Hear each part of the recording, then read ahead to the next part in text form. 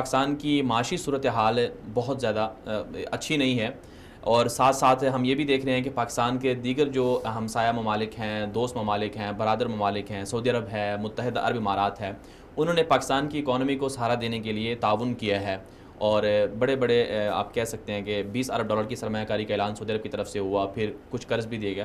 تو کیا عمان کی طرف سے بھی پاکستان کی اکانومی کے لیے کچھ اس طرح کی چیزیں ہو رہی ہیں یا ہونے جا رہی ہیں، یا فیوچر میں ایسا ہو سکتا ہے؟ جی، پاکستان کے ساتھ جو سلطنت عمان کی تجارت ہے وہ 2012 تک جو سروے تھا اس میں 600-700 ملین ڈالر سے تجاوز کر گئی تھی. اچھا. سلطان قابوس صاحب نے 2001 میں پاکستان کا سرکاری دورہ کیا، اور اس وقت پاکستان کے صدر جو تھے وہ پرویز مشرف صاحب تھے، اور اس دورے کو بڑی قدر کی نگاہ سے دیکھا گیا. ان کا بہت زیادہ عوامی طور پر ان کا استقبال ہوا.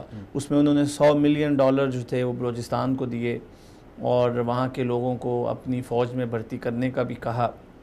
اور پہلی دفعہ 2001 میں پاکستان اور عمان، پاک عمان انویسٹمنٹ کمپنی کی بنیاد رکھی گئی، جس کی سرمایہ کاری کا آغاز اس وقت 100 ملین ڈالر تھا 2001 میں.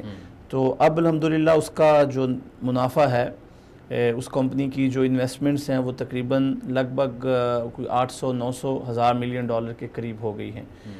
اب جب ہم یہ بات کرتے ہیں کہ پاکستان کا عمان کے ساتھ تجارتی حجم کیا ہے، پاکستان جو ہے وہ بذات خود اس حالت میں نہیں ہے کہ وہ ایکسپورٹ کر سکے، کیونکہ ہماری ماشاءاللہ آبادی اتنی زیادہ ہے، اور جو ہمارا تاجر ہے وہ اتنا کچھ بناتا ہے کہ وہ پاکستان میں ہی کنزیوم ہو جاتا ہے.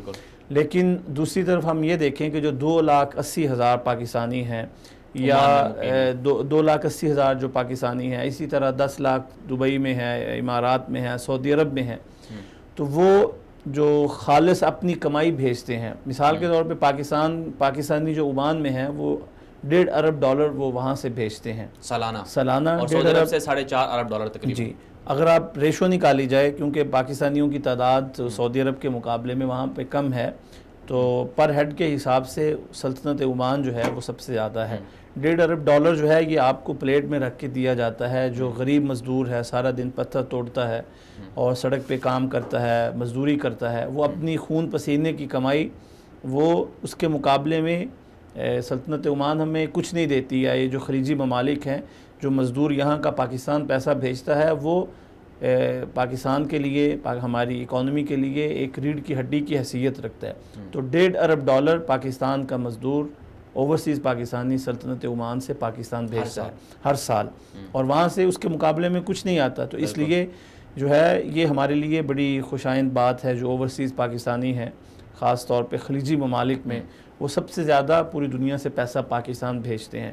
اور دوسری طرف ان کے مسائل بھی ان ملکوں میں اتنے زیادہ ہیں. اور نئی حکومت ہے، نیا پاکستان ہے، انہوں نے بہت سارے وعدے بھی کیے تھے. عمران خان صاحب نے اوورسیز پاکستانیوں کی اہمیت کو ہمیشہ کہتے ہیں کہ بہت زیادہ ہے، ہم ان کے سہارے پاکستان کی اکانومی کھڑی ہے.